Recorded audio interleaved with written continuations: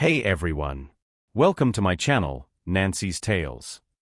I'm all about sharing American folklore, thrilling mysteries, and a bunch of other cool topics. Thanks for joining me for today's story. Back in the days of colonial America, in a little town called Stone Hollow in Keystone County, Pennsylvania, there was a quiet riverside community. Up north of town, there was this big river, pretty much the lifeblood of the place. Most folks in Stone Hollow made their living fishing that river, leading simple, hard-working lives. In the northeast corner of town, right by the riverbank, lived the Thompson family. The head of the household was Daniel Thompson, a straight-shooting, kind-hearted guy who everyone knew they could count on. After his wife passed away, Daniel was left to raise his 8-year-old son Sammy, all on his own. They got by with an old beat-up fishing boat, scraping through tough days one catch at a time. One chilly morning, Daniel and Sammy set out on their rickety boat as the sun barely peeked over the horizon. The river was still cloaked in dawn's shadows, quiet except for the gentle lapping of water. When they reached the middle of the current, Daniel cast his fishing net into the depths and settled into wait, patient as ever. Then, out of nowhere, a faint cry broke the stillness, not too far off across the water. "Help! Help!" it called, weak and desperate. Now, Daniel had taken a bad fall years back, messing up his hearing a bit, and with the river's constant murmur, he didn't catch the sound at first. But Sammy, who'd been dozing off in the boat's cramped cabin, snapped awake. "Dad!" Sammy tugged at his sleeve. "Someone's yelling for help out there." Daniel perked up, straining his ears. Sure enough, after a moment, he picked up the cry too. Without a second thought, more instinct than anything, he dove into the icy river, swimming hard toward the sound. A few minutes later, he hauled a little girl back to the boat, her small frame shivering against the cold. Before Daniel could even catch his breath, the girl sobbed, "Mister, please. You gotta save my dad, he's still out there." Daniel froze for a split second, then pressed her gently. "Slow down, kid. What happened to your dad?" Gasping, she pointed at the dark water. "He's still down there." Following her trembling finger, Daniel squinted and spotted a shadowy figure bobbing in the current. Tired as he was, he didn't hesitate. Back into the river he went. It took everything he had, but he finally dragged the man up too. Both rescues, a girl and her father, were in rough shape, weak from the ordeal. Daniel reeled in his net, turned the boat around, and headed for shore. Once home, he let them crash at his place to recover. After a couple days resting up at the Thompsons' modest cabin, the pair started to bounce back. Turns out they were a father and daughter, Tom Harrison and his kid, Lily. Tom was a traveling merchant from out of town, and 3 days earlier, he'd taken Lily along to visit some kinfolk. On their way back, they'd hired a boat to cross the river. Bad move. The boatman sized up Tom's decent clothes and figured he'd make an easy mark. Halfway across, the guy turned on them, tossing Tom and Lily overboard to drown, all for a quick buck. Lucky for them, Daniel and Sammy had been there to pull them out. Tom couldn't thank Daniel enough. "Man, I owe you big time," he said, promising a hefty reward once he got back on his feet. But Daniel just waved it off. "I didn't do it for cash," he said simply. "Just glad you're okay." Tom was impressed. Most folks would have jumped at the offer. But a nasty flood had washed out the roads home, so Tom and Lily ended up stuck at Daniel's place for a whole month. Over that time, Daniel and Tom hit it off like old pals. Sure, one was a merchant and the other a fisherman, but that didn't matter. They talked about everything under the sun. Eventually, they got so tight they swore a pact as brothers, not by blood, but by choice. To seal the deal, Tom even promised Lily's hand in marriage to Sammy down the line. The kids were the same age, and during that month, they'd become inseparable, running around, laughing, best buddies already. When the floodwaters finally receded, it was time for Tom and Lily to head out. As they packed up, Tom clapped Daniel on the shoulder. "Dan, I've really taken a shine to Sammy. That kid's sharp, got a big future ahead of him. You ought to push him a little, you know." Daniel sighed, scratching his head. "Thanks, Tom, but you know me, I'm just a regular guy. Long as Sammy grows up safe and sound, I'm good. Don't need much more than that." Tom grinned. "Come on, Dan, don't sell yourself short. Look, I can see your place ain't exactly rolling in dough. Sending him to school might be a stretch for you, but how about this? When I get home, I'll send some money your way. All you gotta do is get him enrolled somewhere decent. Let him learn to read and write. Kid like that could go far with a little help. What do you say?" Daniel's eyes lit up. Truth was, he'd always wanted more for Sammy, but the cash just wasn't there. With Tom stepping up like this, how could he say no? "Tom, you're a godsend," he said, shaking his hand. "I'm in." The goodbyes were tough. Sammy and Lily bawled their eyes out, clinging to each other like they'd never see daylight again. Lily even begged Tom to stay, but after some coaxing, they hit the road. True to his word, a month later, Tom sent a pouch of coins Daniel's way. With that, Daniel marched Sammy off to the local schoolhouse, kicking off the boy's education. 10 years flew by in a blink. During that decade, Daniel and Tom never saw each other face to face, but they kept in touch. Every 6 months like clockwork, Tom sent money to keep Sammy in school, and it paid off. Sammy worked hard and at 18, earned himself a spot as a scholar, acing the county exams with flying colors. Meanwhile, Lily Harrison grew up too. She'd always been a bright kid, and Tom and his wife doted on her like she was the apple of their eye. When she hit school age, Tom enrolled her in a private academy back in their hometown of Fairview, a bustling trade hub a few counties over. Lily threw herself into her studies, outshining her classmates and earning a reputation as a sharp, talented young woman. By her late teens, she was turning heads, not just for her smarts, but for her striking looks too. Word spread, and soon she was known far and wide as Fairview's pride and joy. With fame came suitors. A flood of folks showed up at the Harrisons' door, asking for Lily's hand. But Tom shut them all down, saying she was already spoken for, promised to Sammy Thompson back in Stone Hollow. Most took the hint and backed off, but not everyone was so easily deterred. Enter Leonard Maxwell, the county magistrate of Fairview. Leonard had a son named Lucas, a spoiled, no-good troublemaker who coasted on his dad's authority. Lucas didn't care much for books or honest work. He spent his days stirring up chaos around town, bullying folks and throwing his weight around. One night, at Fairview's annual Lantern Festival, Lucas caught sight of Lily from across the square. Even from a distance, he was hooked, smitten in a way that twisted his lazy heart into knots. The second the lanterns dimmed, Lucas sent his cronies to dig up everything they could about her. With his father's pull, it didn't take long to track down the Harrisons. From that moment, Lucas was obsessed. He'd always been frail, and the fixation hit him hard. Soon he was bedridden, lovesick and wasting away.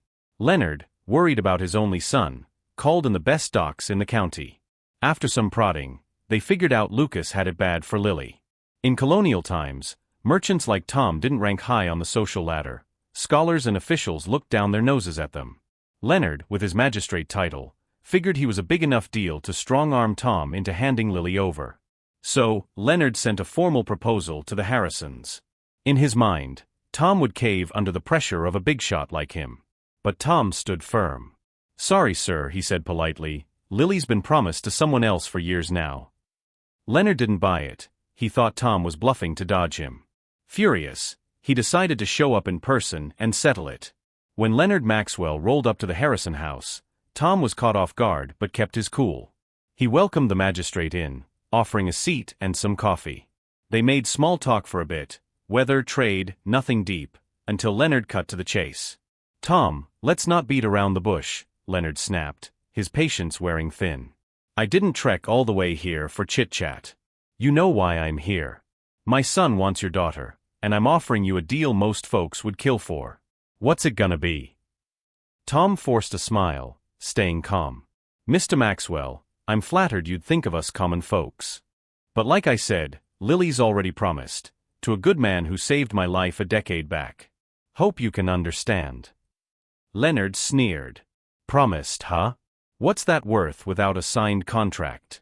You telling me this guy's got papers?" Tom shook his head. 10 years ago, Daniel Thompson pulled me and Lily out of that river when we were drowning. I swore then and there she'd marry his son, Sammy. No papers, sure, but Dan's my brother in all but blood.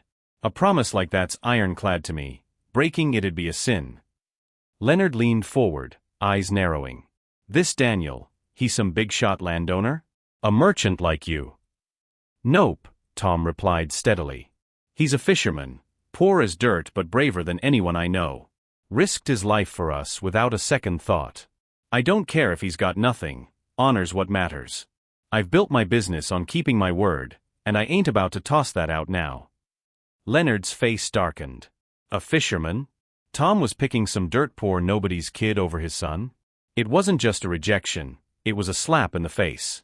"You're throwing away a golden ticket for a river rat," he spat, standing up. "You'll regret this, Harrison." With that he stormed out, leaving Tom uneasy but unshaken. Tom knew Leonard wouldn't let it go. He'd bruised the man's pride too deep.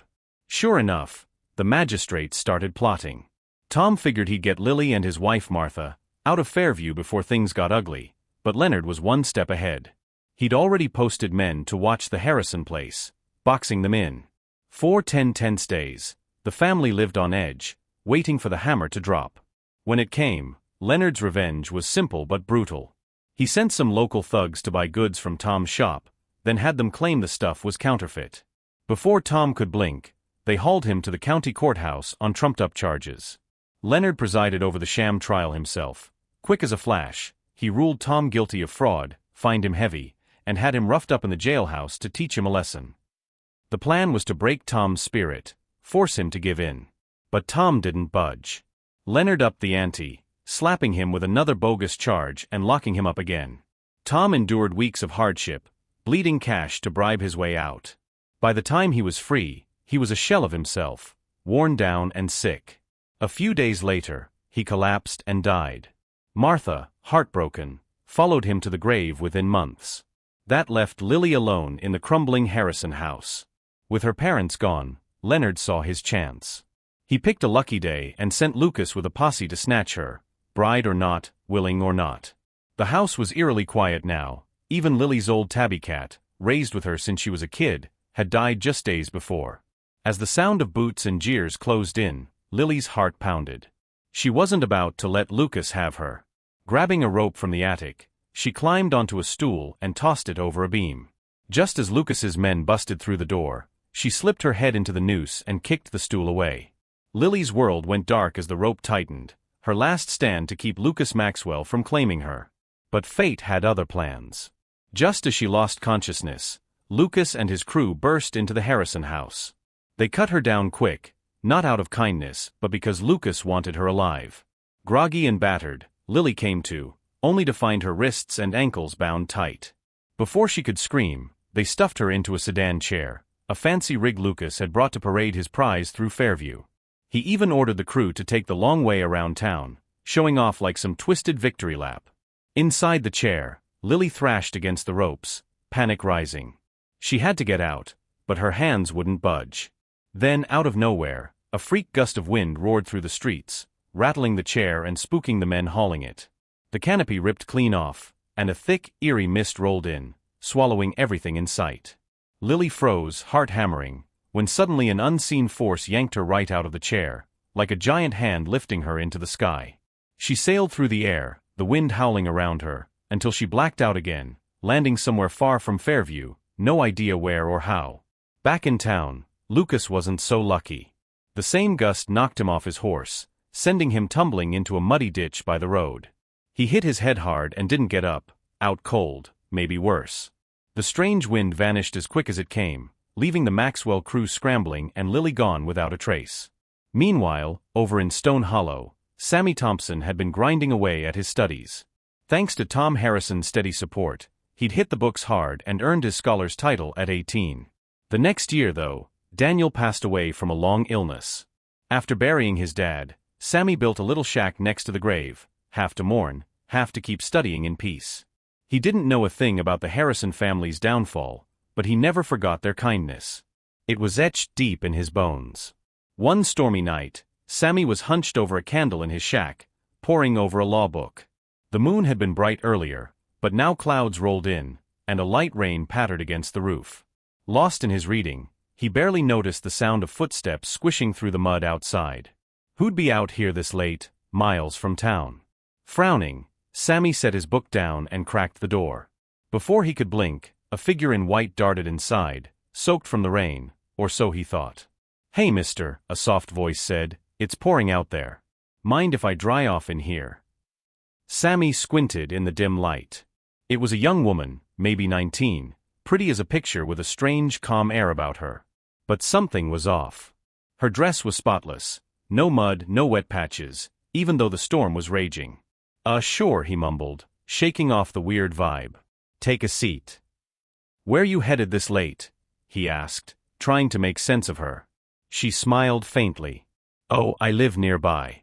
Saw the moon earlier and went for a walk, but I got turned around. Then the rain hit, and I spotted your light. Lucky me, huh? Sammy nodded, not quite buying it, and went back to his book. She sat there quiet for a bit, then started sniffling, like she was crying. He ignored it, figuring she'd leave when the rain stopped. Sure enough, a couple hours later, the sky cleared, and she slipped out without a word. But that wasn't the end of it. For the next 4 nights, she showed up like clockwork, midnight, every time. She'd try to chat him up, but Sammy stayed glued to his studies, barely giving her a glance. By the 5th night, he'd had enough. Look, miss, he said, voice sharp, this ain't a social club. I'm trying to work here. No offense, but don't come back. She didn't flinch, just grinned. What's the harm? I'm not bothering you. I just like watching you read. Sammy snorted. Find somewhere else to kill time. Go on now. Her smile faded, but she recovered quick. Fine. Guess you've already figured out I ain't exactly normal, huh? He crossed his arms. Since night 1. You waltz in during a downpour, but your clothes are dry as bone. No mud on your shoes, no footprints when you leave. What are you, a ghost or something? She laughed, a soft, chilling sound. Sharp kid. Yeah, I'm a spirit. Most folks run screaming when they figure that out. Why don't you? Sammy shrugged, dead serious. Only folks with guilty consciences fear ghosts.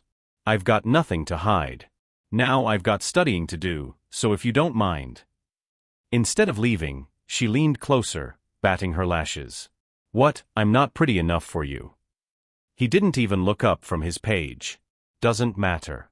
I'm taken. And with that, he buried his nose back in his book. The woman didn't quit. Next night, Sammy got back late from town, hauling a sack of rice. When he pushed open the shack door, the oil lamp flickered on by itself. A giggle floated from his cot, and there she was, lounging in a thin nightgown, striking a pose like some saloon girl. Sammy's jaw clenched. He spun on his heel and marched outside. Get out, you shameless spook, he barked over his shoulder. She giggled again, drifting to the doorway. Come on, Sammy, don't I look good? In my eyes, you're just a dead thing with a pretty face, he shot back. Skin and bones don't move me. Her tone sharpened. What's wrong with me being a ghost? Why won't you give me a chance? He turned, staring her down. I told you, I'm spoken for. Met her once, years ago, but she's my wife in my heart. Always will be. She that gorgeous? The ghost pressed. Truth? No, not like you. But that's not the point. Then why her and not me? Love ain't about looks, Sammy said firmly. It's about fate, about what's real inside. Beauty fades, goodness doesn't. She's got that, and you, well, you're just a shadow playing games. The ghost went quiet. After a rustle of fabric, she stepped outside and melted into the night. Sammy figured that was the end of it, but the next night, she was back, with a twist. This time, she brought 2 burly figures carrying wooden chests. They popped the lids, revealing piles of gleaming silver coins. What's this? Sammy asked, eyeing her warily. Marie M.E. She said, all business. This is yours if you say yes. He chuckled, cold and dry. Money buys a wedding, not a heart. Take your silver and go. The chests vanished in a puff of smoke, and her laugh echoed through the shack, loud, wild, and final. She didn't come back after that. Freed from her haunting, Sammy doubled down on his studies. Months later, he passed the state exams with honors and landed a job as a county judge. First thing he did was visit Daniel's grave to pay respects. Then he set off for Fairview, ready to ask Tom for Lily's hand, only to find the Harrison place a wrecked shell, Tom and Martha dead, and Lily missing. Gut-punched but stubborn, Sammy swore he'd find her, dead or alive. Half a year later, Sammy Thompson landed a gig as a district judge in Keystone County, not far from Stone Hollow. He'd earned a reputation as a smart, fair guy, plus, he wasn't bad to look at, which didn't hurt. Word got around he was still a bachelor, and soon every bigwig in the county was trying to set him up with their daughters.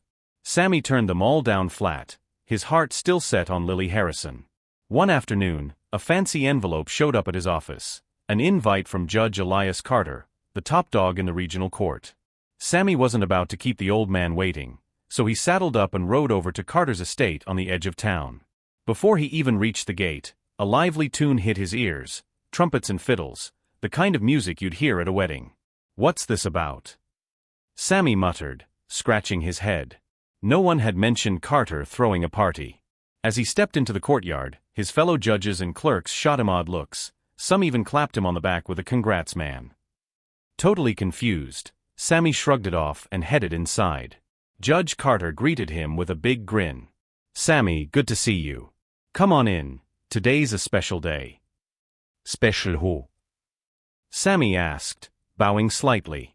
"What's the occasion, sir?" Carter chuckled. "My daughter's getting hitched today. Thought you'd enjoy the celebration." Sammy blinked, then smiled. "Well, congrats to her." "Wo's a lucky guy?" Carter's grin widened, but he didn't answer, just waved over an aide. "Take Judge Thompson here to get cleaned up. He's been writing all day." Sammy frowned. Sir, I'm not the groom." "Why do I need to change? My robes are fine, fresh last week." Carter ignored the protest, and the aide hustled Sammy off to a side room. Things got weirder when they handed him a red waistcoat and breeches, a full-on wedding get-up. Sammy balked. "Hold up, this ain't right." Before he could argue more, Carter strolled in.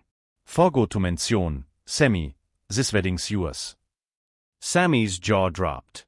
"Sir, I'm honored you'd think of me, but I've already got someone. I can't." Carter's face clouded over.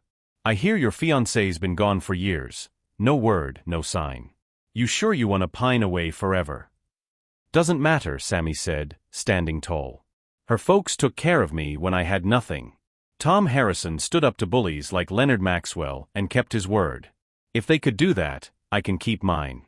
Lily's my wife, living or dead." "If she's gone, I'll stay single till I'm in the ground." Carter's eyes narrowed. "You saying my daughter ain't good enough for you?" "No, sir," Sammy replied quick. "She's great, I'm sure. But my heart's spoken." Carter huffed. "Well, like it or not, this wedding's happening today. You're tying the knot, end of story." He stormed off, leaving Sammy stunned. Before he could bolt, a couple of Carter's men pinned him down and forced the wedding clothes on him, ignoring his protests. They dragged him to the bridal chamber, where the bride sat waiting, veiled and silent. Sammy plopped onto a chair, fuming, when a soft hum drifted over, a nursery rhyme he knew by heart, one every kid in Stone Hollow grew up singing. His mind flashed back to that month with Lily, teaching her the tune by the river. "Lily," he whispered, bolting up. "That you?" The bride lifted her veil just enough to murmur, "Sammy, you still remember that clay figure you made me?" She held out a lumpy, ugly little statue, the one he'd crafted for her as a kid. It was her. Lily Harrison, alive and right in front of him. Sammy's eyes welled up as he grabbed her hands. "How'd you end up here?" "Carter's dog Carter." Lily smiled through tears, spilling the story. That wild wind back in Fairview? It had carried her miles away, dropping her near a forest trail where Judge Carter's wife, Mary, found her half dead. Mary took her in, nursed her back, and when Lily told them her tale, the Carters adopted her as their own. They'd grown fond of her smarts and sweet nature, treating her like the daughter they'd never had. When they learned her fiancé was Sammy Thompson, Carter cooked up a test. He'd heard about Sammy's rise as a judge and wanted to see if the guy was as loyal as Lily claimed. The forced wedding was a ruse. Carter needed proof Sammy'd stick by her, no matter what. "There's more," Lily added. "Remember my old Tabby?" "She didn't just die, she came back. That ghost lady you met? That was her, testing you too. She stirred up that wind to save me from Lucas, then haunted you to make sure you were true. Guess we both passed, huh?" Sammy laughed, wiping his face. "A cat ghost? Well, I'll be. She nearly scared me off, but I wasn't budging. Carter stepped in then, clapping Sammy on the shoulder. Jure arare von, Thompson. Most'd cave for money or power, you didn't flinch. Lilis yours, and you got my blessing. The Real wedding went off that day, no tricks this time. Sammy and Lily tied the knot surrounded by Carter's folks and a few from Stone Hollow, sealing a bond forged in loyalty and grit. They'd weathered floods, greed, and even a ghost, proving kindness and honor could outlast any storm. And that's the end of their tale. It all came down to sticking to your guns, doing right by folks, and keeping your word. Leonard Maxwell couldn't break the Harrisons, and no ghost could sway Sammy. That's the kind of backbone that builds a life worth living. After a few minutes of swimming through the chilly river, Daniel Davis pulled a little girl from the water. Barely catching his breath, he hauled her onto the boat. The girl, soaked and shivering, burst into tears the moment she was safe. Mister, please save my dad. She sobbed. Therese von more person out Tere. Daniel froze for a second, stunned, then quickly turned to the child. Slow down, sweetheart. What happened to your father? He asked, his voice steady despite his exhaustion. Gasping for air, the girl stammered, My dad, he's still in the water. She thrust a trembling hand toward the river, pointing desperately. Following her gesture, Daniel squinted into the darkness. Sure enough, there was a shadowy figure bobbing on the surface not far off. Without hesitation, Daniel darf back in, ignoring the ache in highest tired limbs. It took every ounce of strength he had, but he finally dragged the second person, a man, back to the boat. Both the girl and her father were weak from their ordeal, barely conscious as Daniel hauled them aboard. With no time to waste, Daniel gathered up his fishing net, rowed the boat to shore, and brought the strangers back to his modest home in Stonewell. For 2 days, he and Samuel nursed them back to health, offering what little they had, warm blankets, a fire and simple meals. Gradually, the rescued pair recovered. They introduced themselves as Thomas Middleton, a merchant, and his daughter, little Mary Middleton. 3 days earlier, Thomas explained, he'd taken Mary on a trip to visit relatives far from home. They'd hired a boat to return, but the boatman, noticing Thomas's fine clothes, got greedy. In the middle of the river, the man turned on them, tossing Thomas and Mary overboard in a plot to rob and kill them. Thomas couldn't thank Daniel enough. You saved our lives, he said, his voice thick with gratitude. I swear I'll repay you handsomely for this. But Daniel waved him off with a humble smile. I didn't do it for a reward, he said. I just couldn't let you drown. That's all. Thomas was struck by Daniel's selflessness. After a few more days of rest, he planned to head home with Mary, but fate had other ideas. A sudden flood had washed out the roads, leaving them stranded. With no choice, Thomas and Mary stayed on at the Davis house. They ended up staying a full month. During that time, Daniel and Thomas grew close, talking about everything under the sun. Though one was a merchant and the other a fisherman, their differences didn't matter, they became fast friends. Before long, they even swore an oath of brotherhood, sealing their bond. To honor Daniel's life-saving kindness, Thomas made a bold promise. My daughter Mary and your son Samuel, they're the same age, he said one evening by the hearth. Let's betroth them to each other. They've been thick as thieves these past weeks anyway. Sure enough, Mary and Samuel had spent their days playing together, laughing and chasing each other along the riverbank. They'd become inseparable, the best of friends. Daniel couldn't argue with that logic, so he agreed to the match with a warm nod. A month later, the floodwaters finally receded, and it was time for Thomas Middleton and little Mary to head home. As they prepared to leave, Thomas clasped Daniel Davis's hand. Brother, he said warmly, these days at your place have been a blessing. I've taken a real shine to Samuel, he's a smart kid. He's got a bright future ahead of him, mark my words. I hope you'll push him to aim high. Daniel sighed, a faint smile tugging at his lips. Thanks for the kind words, Thomas. You know me, I'm just a simple man. All I want is for Sammy to live a peaceful life. I don't dare dream too big. Thomas wouldn't let it go. Listen, Daniel, he pressed, I can see your family's not exactly rolling in riches. It'd be tough for you to send him to school on your own. How about this? When I get home, I'll send some money your way. All you've got to do is get him into a schoolhouse. Let him learn to read and write, Maybe he'll make something of himself down the road. I'd hate to see a sharp boy like him miss out just because no one gave him a leg up. What do you say?" Daniel's eyes lit up at the offer. Truth be told, if he'd had the means, who wouldn't want their kid to have a shot at a better life? With Thomas stepping in to help, how could he say no? "You're a good man, Thomas," he said, clapping his friend on the shoulder. "I can't thank you enough." The goodbye was bittersweet.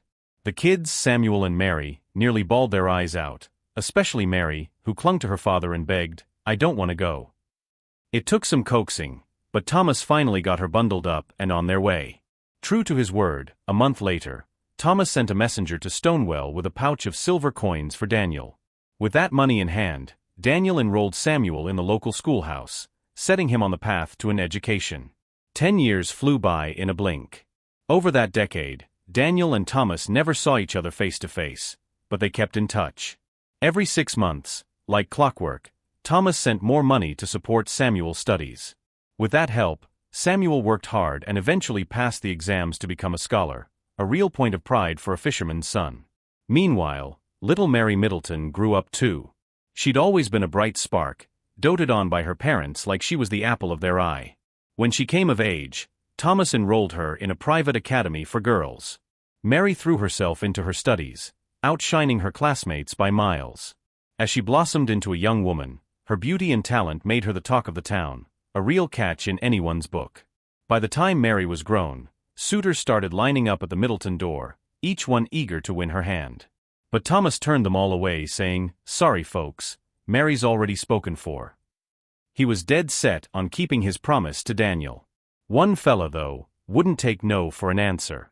His name was Lawrence Fuller, the son of Stonewell's magistrate, Judge Martin Fuller.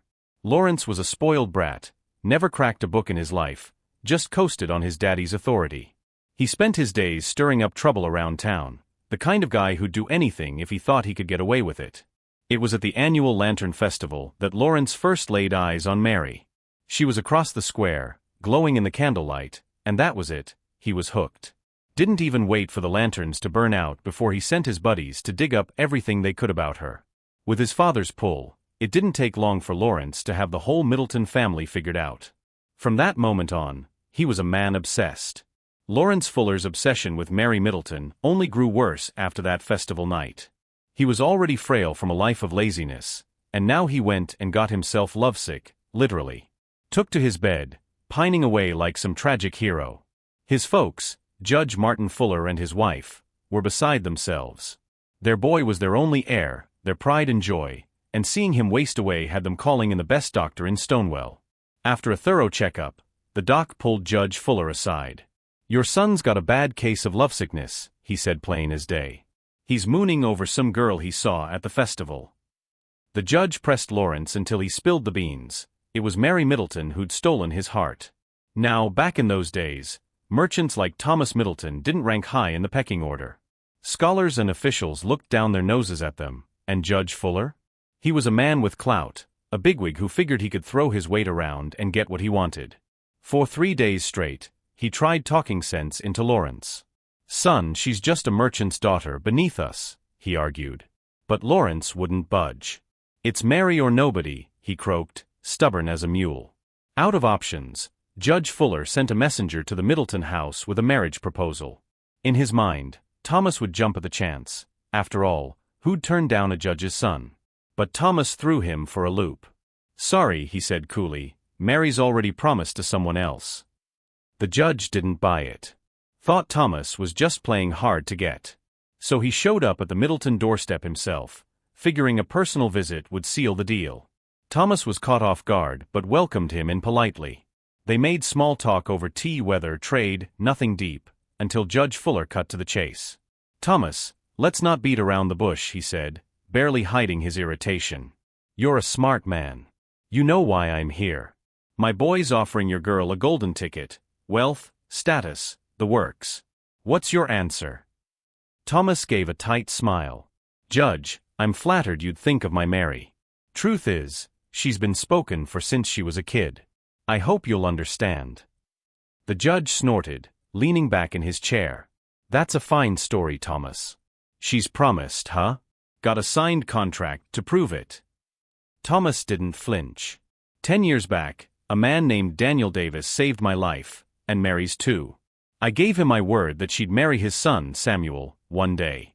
Sure, there's no paper, but Daniel's not just some guy, he's my brother in all but blood. A promise like that? I'd sooner die than break it. If there's no contract, it don't mean squat, Judge Fuller shot back. Tell me this, who's this Daniel fella? Some rich landowner? A big shot? Thomas squared his shoulders. I ain't much for book learning, Judge, but I know right from wrong. A man's word is his bond, that's how I live, how I do business. Daniel's a fisherman, sure, but he risked his neck to pull me and Mary out of that river. Courage like that? You don't find it every day. The judge's face darkened when he heard fisherman. A merchant turning down his son for some dirt-poor river rat? It wasn't just a slap in the face, it was a kick in the teeth. Fuming, he stood up, stormed out, and didn't look back. Thomas knew the judge wouldn't let it lie. A man like that, crossed once, would come back swinging. Sure enough, the Fullers started shadowing the Middleton place, watching their every move. Thomas figured he'd get his family out of Stonewell before things got ugly, but the judge's men were too quick, they had the house boxed in. 4 tense days, Thomas, his wife, and Mary lived on edge, waiting for the hammer to fall. And fall it did. Judge Fuller's revenge was simple but brutal. He sent some roughnecks to buy goods from Thomas's shop, then had them claim the stuff was fake. Next thing you know, Thomas was hauled before the magistrate, Fuller himself, on trumped-up charges of fraud. The trial was a sham. The judge barely listened before declaring Thomas guilty. They roughed him up good, hoping he'd cave and hand over Mary. But Thomas held firm, even when they locked him up on some flimsy excuse. Thomas Middleton endured months of hardship in that dank cell, beatings, bribes, the works, just to get out. When he finally walked free, he was a shadow of himself.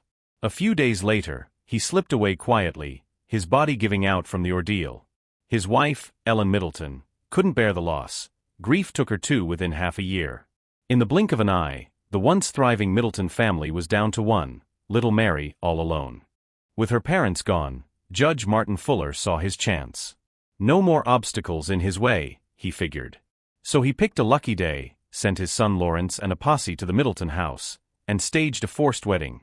The place was a shell by then, just Mary and the ghosts of her old life. Even her big white cat, the one she'd raised from a kitten, had died 3 days before, leaving her truly on her own. As the sound of boots and jeers grew closer outside, Mary's heart twisted like a knife. She'd rather die than let Lawrence have her. With trembling hands, she grabbed a rope, tossed it over a ceiling beam, and stepped onto a stool, slipping her head into the noose. She was ready to end it right there. But just as Lawrence kicked the door in, Mary's plan went awry. She'd barely kicked the stool away when he and his crew burst inside. They cut her down fast, saving her from herself, but not out of kindness. Lawrence had his men tie her hands and feet, then tossed her into a sedan chair like a sack of grain. Before long, the so-called wedding procession was rolling. Maybe to rub it in, Lawrence ordered the group to parade around Stonewell's outskirts, showing off his prize. When Mary came to, she found herself bound in that chair, panic clawing at her chest.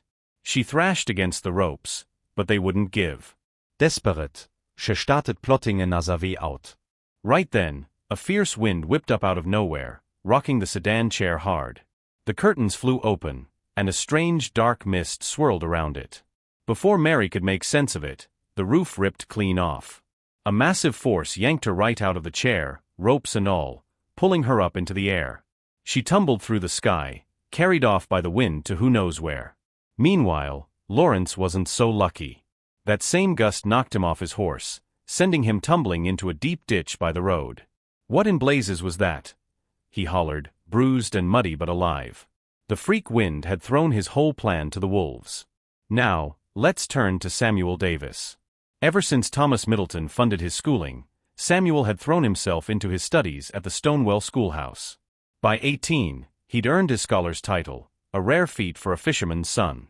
The next year, his father Daniel passed away from a lingering illness. After burying him, Samuel built a little cabin next to the grave, splitting his time between mourning his dad and hitting the books. What happened to the Middletons? Samuel had no clue. But he never forgot their kindness. Thomas's generosity was etched deep in his heart. One night, he was up late reading by candlelight in that cabin. It had been a clear, starry evening, but out of nowhere, dark clouds rolled in. A light rain started tapping on the roof. As he pored over his pages, footsteps crunched outside, odd for such a late hour in the middle of nowhere.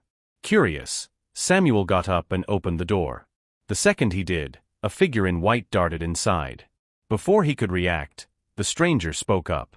"Hey mister," she said softly, "it's raining out there. Mind if I take shelter here for a bit?" Samuel blinked, steadying himself. In the dim light he saw her, a girl, maybe 18 or 19, pretty as a picture. But something was off. It was pouring outside, yet her clothes weren't wet, not a drop. Samuel Davis stood there, sizing up the girl in white. "Something wrong?" she asked, tilting her head when he didn't answer right away. That snapped him out of it. No, nothing's wrong," he said quickly. "Come on in, take a seat." He gestured to a rickety chair by the fire. As she settled in, he couldn't help but ask, "It's awful late. What brings a lone gal like you out to these woods?" She smiled faintly. "Oh, I live not far from here. Tonight, the moon was so pretty, I snuck out for a walk. Got turned around, and then the rain hit. Saw your light and figured I'd step in." Samuel nodded, though her story didn't quite add up. He let it slide, poured her a cup of water, and went back to his books. The girl sat quietly, watching him read. After a while, she started sniffling, soft at first, then louder, like she was holding back tears. Samuel kept his nose in his pages, pretending not to notice. 2 hours later, the rain stopped, and she slipped out without a word. The next few nights, she came back like clockwork, always around midnight. Each time, she'd try striking up a conversation, but Samuel stayed focused, giving her short answers or none at all. By the 5th night, he'd had enough. "Look, miss," he said, setting his book down with a thud, "this ain't exactly proper, you showing up here night after night. Maybe it's best you stop coming." To his surprise, she didn't get mad. Instead she laughed, a light, silvery sound. "What's the harm? I'm not bothering you, am I? I just like watching you read." Samuel huffed, crossing his arms. Feind Somme wäre also to pass the time. "That's all I've got to say." Her face shifted, just for a second, before she smiled again. "So, you've figured it out, huh? I'm not alive, am I?" He met her gaze, unflinching. Kaukt on the first night. Rain was coming down in buckets, but your dress?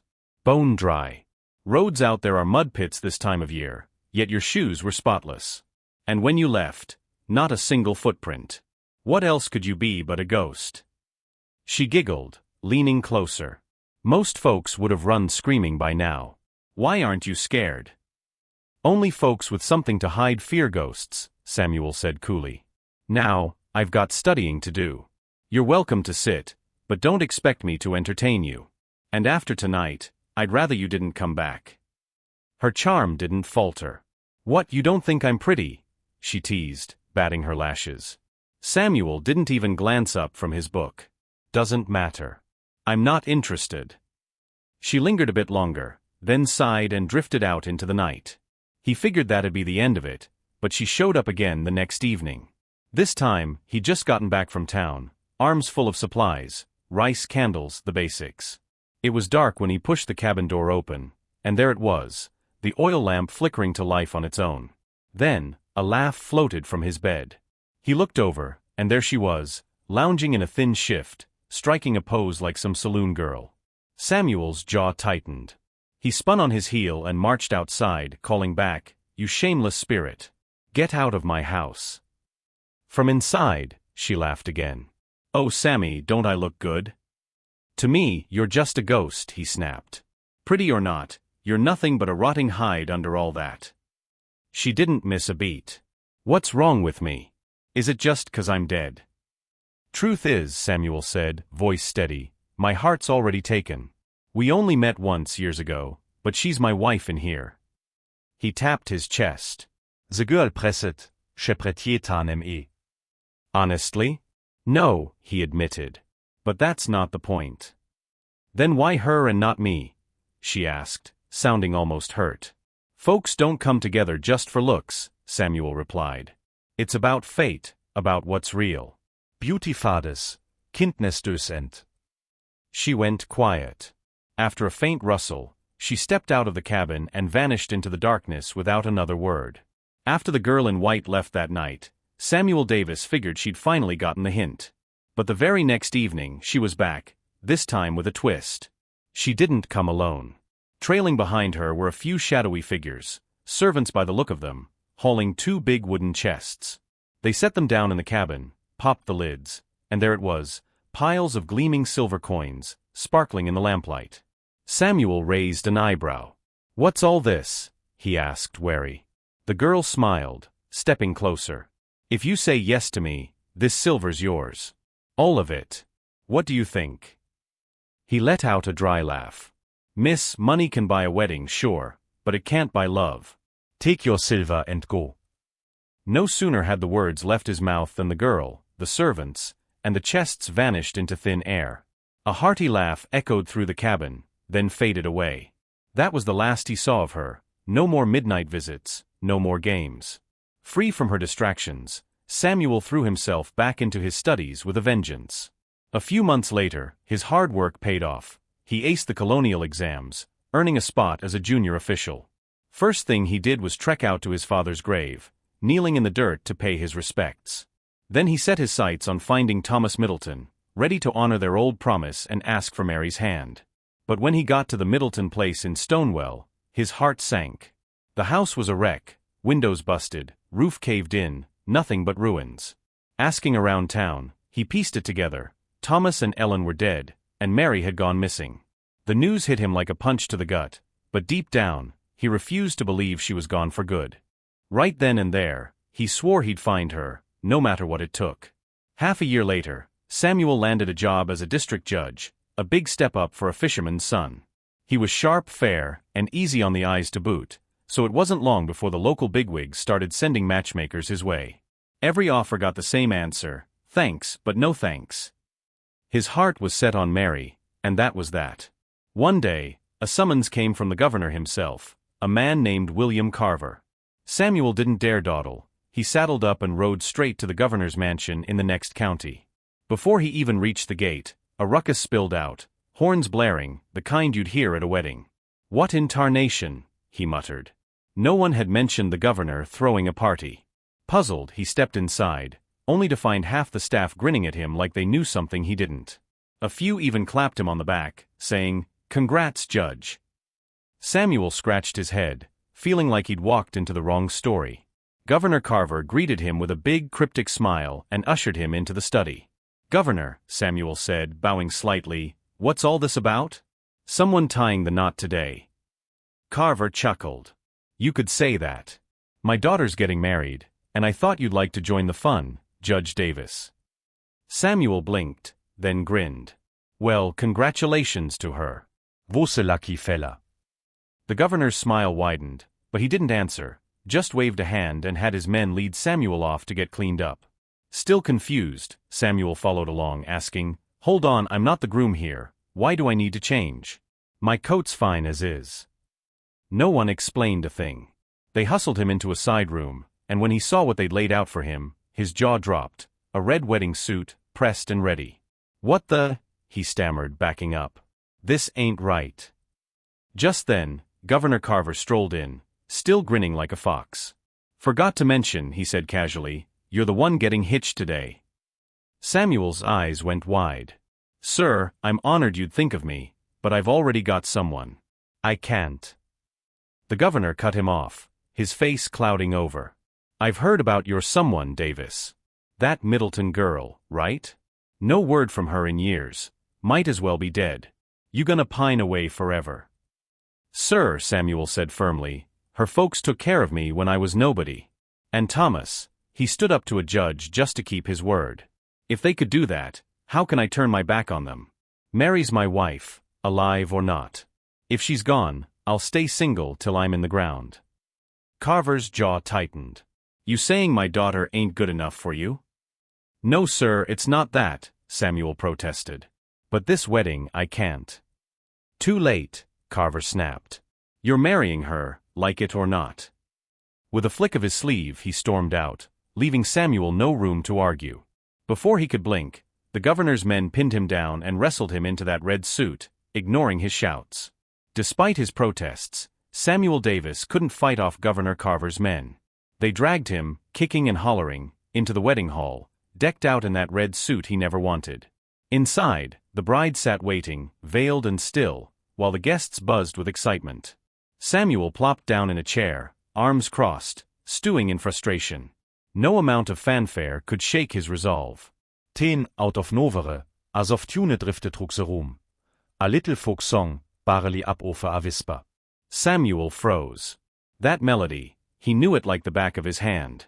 Every kid in Stonewell grew up singing it, a ditty passed down through the years. But this wasn't just any voice. His mind raced back to those childhood days when he'd taught that very song to Mary Middleton by the riverbank. His heart thudded. "Mary," he called out, voice trembling as he stepped toward the bride. "Is that you?" The veiled figure shifted, and a quiet voice answered, "Sammy, do you still remember that mud doll you made me?" She reached under her veil and pulled out a lumpy, weathered clay figure, ugly as sin, but unmistakable. Samuel's breath caught. He'd crafted that clumsy thing for Mary all those years ago, and she'd kept it close ever since. "Mary!" he gasped, tears welling up.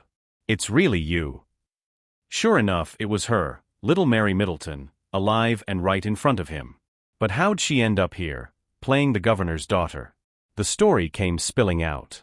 Turns out, that wild wind that snatched Mary from Lawrence Fuller's clutches hadn't dropped her just anywhere. She'd landed near a forest trail, where Ellen Carver, the governor's wife, found her, half dead and tangled in ropes. Ellen took pity on the poor girl, brought her home, and nursed her back to health. Maris quickvit en sweet nature von over the carvers fast. They didn't have kids of their own, so they took her in as their daughter. When Mary told them about her betrothal to Samuel Davis, the Carvers got curious. Governor Carver wanted to see if this fisherman's son was worth his salt, worthy of the girl they'd come to love. So he cooked up this wedding stunt, a test to see if Samuel's heart was true. If he'd buckled and married someone else, that'd be the end of it. But Samuel held fast, proving his loyalty beyond a shadow of a doubt. "There's more," Mary added, a sly smile creeping in. "Remember that white cat I had? The one that died right before Lawrence came for me? Well, it didn't just die. It stuck around, turned into that spirit who kept pestering you at the cabin." Samuel's jaw dropped.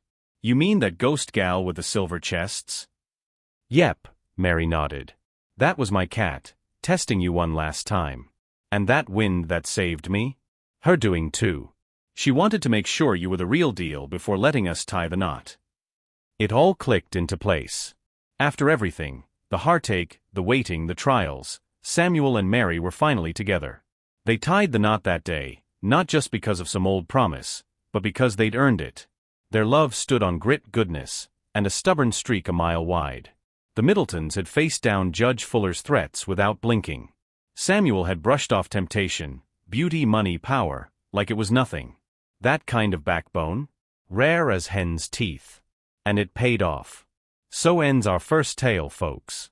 That's all from Nancy Miller's Tales for now. Stick around. Next up, I've got another story for you. It's a good one. A young scholar with a heart of gold saves a baby bear, and that bear's kin pay him back in spades. Don't miss it. I reckon you'll be hooked from the get-go. Alright, folks, welcome back to Nancy Miller's Tales. If you enjoyed that last one, buckle up. Here's the second story for you. This one's called The Scholar Who Saved a Bear Cub and Got Two Dreams to Dodge Trouble. In the bustling little town of Sycamore Creek, just outside Philadelphia, there lived a man named Doc Jeremiah Brooks. He was a big deal around those parts, not because he was some genius healer, mind you, though he wasn't half bad with a bandage and a bottle of tonic. No, what made Doc Brooks famous was his son, James Brooks. Now, James was something special. Sharp as a tack from the day he was born, he had folks whispering he'd go places. By 15, he'd already passed the local exams to become a scholar, pretty impressive for a kid from a small-town doc's family. And the looks? Oh, he had tall, handsome, the kind of face that turned heads wherever he went. Ever since he earned that scholar's title, the matchmaking mamas of Sycamore Creek were practically tripping over themselves to get their daughters hitched to James. But James had his own ideas. He figured he was still young, why rush into settling down? Give me a couple years to hit the books hard, he told his pa one evening over supper. I'll head to the city, take the big exams, and make a name for myself. Then we'll talk about the rest. Doc Brooks knew his boy well. James was stubborn as a mule. Once he set his mind to something, there was no budging him. So the old man just shrugged and said, "Fair enough, son. You do you." And that was that. From then on, James tuned out the world. No gossip, no sweet-talking gals, just him and his books. Every day, he'd hole up in their creaky old house, studying till the candles burned low. The kid was a machine, driven by a fire most folks couldn't fathom. One afternoon, though, he hit a wall. He'd been cooped up too long, nose buried in pages, and the words started swimming. Outside, the sun was shining, birds chirping, a perfect spring day. "Enough of this," he muttered, tossing his book aside. "I need some air." So James grabbed his coat and headed out, trekking up the wooded hill behind Sycamore Creek. That backcountry was a sight, rolling green slopes, wildflowers popping up everywhere, and a breeze that'd clear any cobwebs from your head. Hunters loved it too. They'd tramp through those woods chasing deer or whatever else they could bag. James strolled along, soaking it in, humming a little tune to himself. The fresh air worked wonders. His mood lifted with every step. But just as he was getting into the groove, a strange sound cut through the quiet, a low, pitiful whimper coming from the bushes nearby. He stopped dead, ears perked. It wasn't a bird or a rabbit, too drawn out, too pained. Curiosity got the better of him, so he crept over, careful not to make a racket. When he parted the branches, he nearly jumped out of his skin. There, tangled in a hunter's trap, was a bear cub. Its front paw was caught tight, blood seeping into the dirt. The little guy looked up at James with big, scared eyes, letting out another weak cry. James crouched down, muttering to himself, "Well, I'll be. Bears like this usually stick to the deep woods. This fella must have wandered off, got too nosy, and paid the price." He softened his tone and added, "Don't worry, little buddy, I'll get you out of this mess." With that, James set to work. He pried the trap open with a grunt, gently freeing the cub's paw. Growing up with Doc Brooks, he'd picked up a trick or two about patching folks up, and critters too, it seemed. He tore a strip from his shirt, hunted around for some herbs he knew could stop bleeding, and got to bandaging that paw like a pro. Before long, the cub was patched up, looking a sight better than before.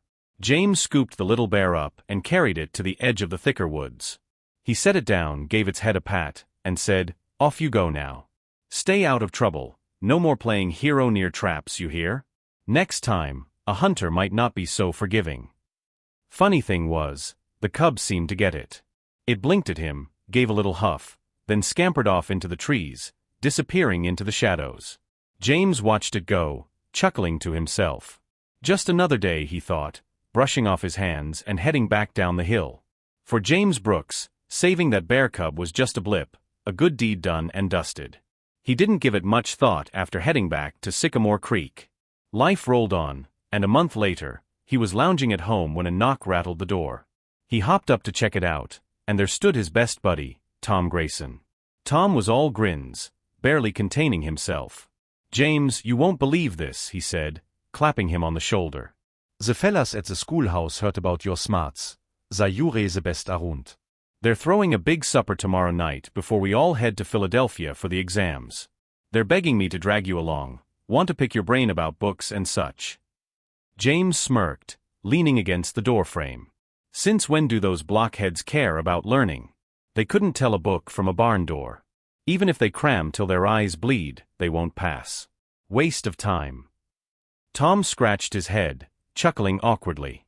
"Come on, James, don't be like that. I already told him you'd show. We grew up together. Do me a solid, huh? Give em so me face here."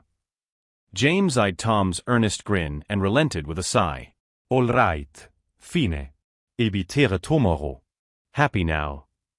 Tom beamed, thanked him, and took off, practically skipping. That night, James wrapped up his studying early and hit the hay, figuring he'd need the rest. But as he drifted off, a strange dream crept in. In it, a burly man loomed out of the fog, broad as a barn and twice as tough. He stomped up to James and fixed him with a hard stare. "I owe you one, kid," he rumbled. That day you saved my little one? He'd wandered too far, got himself caught. If it weren't for you, some hunter'd have his hide by now. Folks say you repay a kindness, so here's mine, don't go to that supper tomorrow. James frowned, half asleep. But I already told Tom I'd. The man cut him off, voice like gravel. You go, and you'll miss your shot at those exams. Think it over, son. Then he turned and vanished into the mist. James bolted upright in bed, heart pounding. He sat there, staring at the dark, replaying the dream. It wasn't just the weirdness, it felt real, like a warning he couldn't shake. See, James had always been a hotshot, cocky even. He'd tease the other boys at school, laughing at their fumbling answers. Now with the big Philadelphia exams coming up, he knew he had a real shot at making it big. 9 chances out of 10, he'd ace it. But that swagger had rubbed some folks the wrong way. Turns out, a few of those blockheads from the schoolhouse weren't so keen on seeing James shine. They'd hatched a plan, get Tom to lure him to the supper, then jump him, beat him bad enough to keep him bedridden and out of the exam hall. If he missed that test, their odds went up. The dream laid it bare, and James felt a chill. He'd never figured his big mouth would stir up this kind of trouble. Swallowing hard, he bowed to the empty room. Message received, Mr. Il figura ave out morning. Sure enough, when the sun rose, James sent word to Tom, said he'd come down with a fever and couldn't make it. Sorry pal, he wrote, caught something nasty. You go on with me. Tom bought it, and the supper went ahead, none the wiser. Half a month later, James packed his bags, kissed Doc Brooks goodbye, and set off for Philadelphia. The road stretched long and winding, but he was itching to get there. After another 2 weeks of travel, he could see the city's spires poking up on the horizon. With time to spare before the exams, he slowed his pace, taking in the sights, fields, rivers, the works. It was a fine way to clear his head. One day, he was ambling along when the sky turned ugly, black clouds rolling in fast, promising a downpour. He was out in the sticks, miles from any town, and the rain was closing in. Just my luck, he grumbled, picking up speed to find cover. Lucky for him, he spotted an old run-down barn not far off, roof sagging, walls weathered, but dry enough. He bolted for it, ducking inside just as the first drops hit. Phew, he breathed, shaking off his coat. Cut that close. Would have been soaked to the bone. He settled onto a pile of musty hay, figuring he'd wait it out. But as dusk fell, the rain kept pounding, no sign of letting up. Looks like I'm bunking here tonight, he muttered, resigned. Just then, a scruffy figure shuffled in from the storm, a beggar drenched and shivering, rags clinging to his skin. The man froze when he saw James, clearly not expecting company. Without a word, he shuffled to the far side of the barn and sat, keeping his distance. James watched him for a moment, then called out, "Hey, it's still chilly out there, and you're soaked. I've got a spare shirt in my pack. Why don't you change before you catch your death?" The beggar glanced up at James Brooks, surprise flickering in his tired eyes.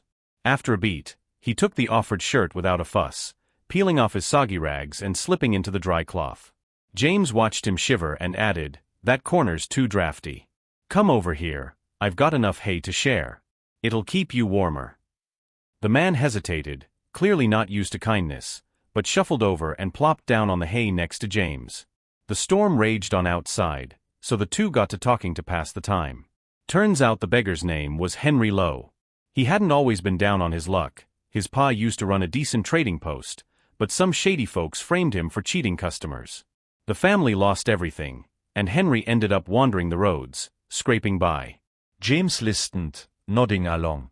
"That's rough, Henry," he said sincerely. "I'm headed to Philadelphia for the exams. If I pass and get a post, I swear I'll look into your pa's case. I want to be the kind of judge who sets things right, clears the air for good folks like him." Henry cracked a small, weary smile. "Appreciate that, James. You're a rare one." They swapped stories late into the night, James about Sycamore Creek, Henry about his old life. By the time they drifted off, they were pals, the kind who'd clicked like they'd known each other forever. "If you're ever near Sycamore Creek," James mumbled sleepily, "look up the Brooks place, north end of town. We'll talk over a fire again." Come morning, the rain had cleared.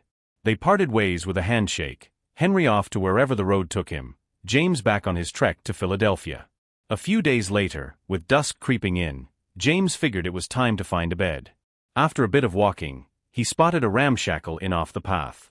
It wasn't much, peeling paint, crooked sign, but it was the only spot around, so he stepped inside. The place gave him pause.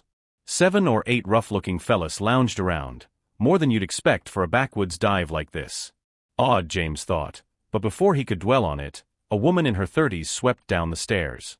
She was dolled up, fancy dress, painted lips, and greeted him like he was royalty. "Welcome, traveler. Sit, I'll have the cook whip up some grub and a jug of our best cider." James was famished after a day on the road, but he wasn't born yesterday. "Hold up," he said, "how much for the food and a room?" She rattled off a fair price, so he ordered a simple plate, bread, stew, nothing fancy, and settled in to eat. Mid-meal, the woman sashayed over with a jug of cider. "On the house, handsome," she purred, sliding it onto the table. "Drink up, it'll help you sleep like a baby." James thanked her but left the jug untouched. She frowned, hovering. "What's wrong? Cider not your taste? I can fetch something else." "Nah, it's fine," he said with a polite smile. "Just a rule I've got, don't drink when I'm traveling. Keeps me sharp." Her face twitched, but she shrugged and walked off. James finished his stew, paid up, and headed to his room, bone-tired. He hit the mattress and was out cold in minutes. But sleep brought another dream, one just as strange as the first. That same burly man loomed up again, his voice cutting through the haze. "Get out of that inn, kid," he growled. "It's a den of thieves. Stay any longer, and you're done for." James jolted awake, sweat beading on his brow. He sat up, grabbed his pack, and started stuffing it fast.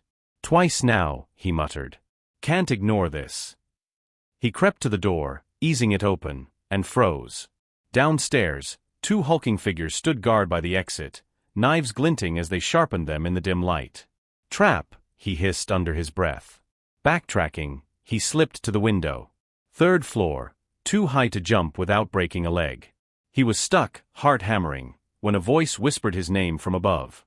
Craning his neck, he saw Henry Lowe perched on the roof, peering down through the shingles. "Henry!" James rasped, stunned. Without a word, Henry tossed him a rope. James tied it around his waist, hands shaking. Henry gave a nod. "Jump, I've got you."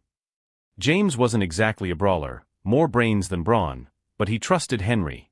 He climbed onto the sill, took a deep breath, and leapt. For a sickening second, he thought he'd crash, but the rope held. Henry lowered him slow and steady, till his boots hit dirt. Then, with a nimble hop, Henry dropped down beside him, landing like a cat. James gaped. "How'd you?" "No time," Henry cut in, voice low. "They'll notice you're gone soon. Follow me, move."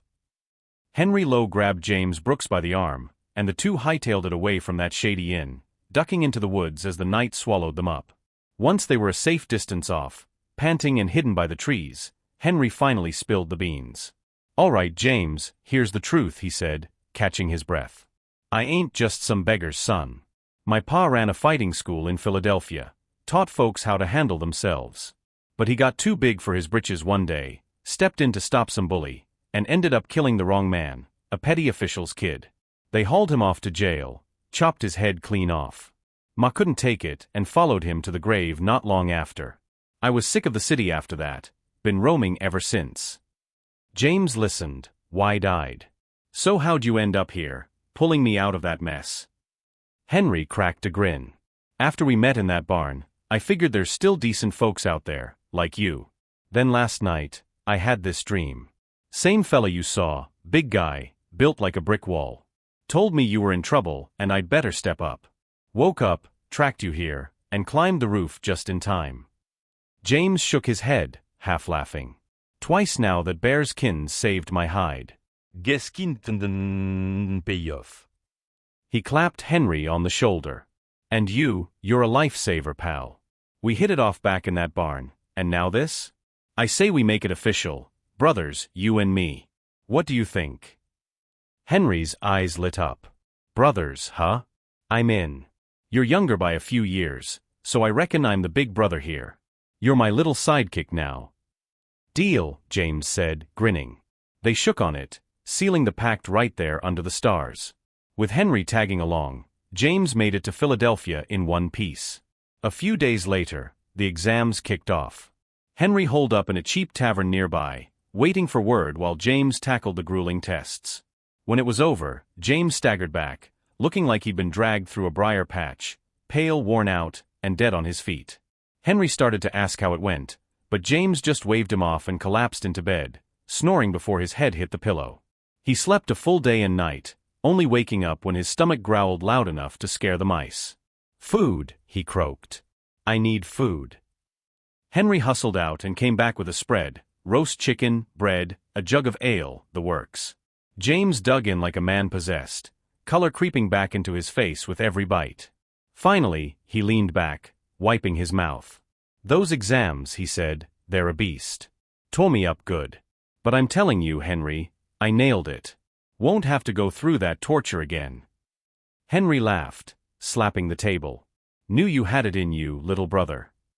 Sure enough, a few days later, the results posted. James Brooks's name was right up there, shining like gold. Word got around fast, and when the governor reviewed the scores, he took a liking to James's grit. "That one's staying in Philadelphia," he declared, handing James a post in the city courts. From there, James sent for Doc Brooks and his ma, bringing them to live with him in a proper house in town. Henry stuck around too, big brother and all, settling in like he'd always belonged. One evening, James burst through the door, eyes blazing with excitement.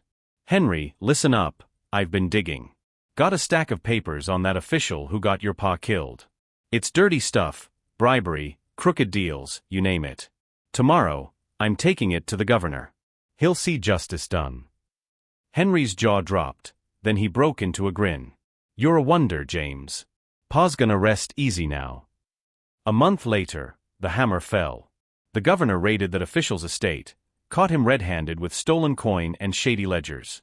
The man had been fleecing folks for years, and the townspeople despised him for it.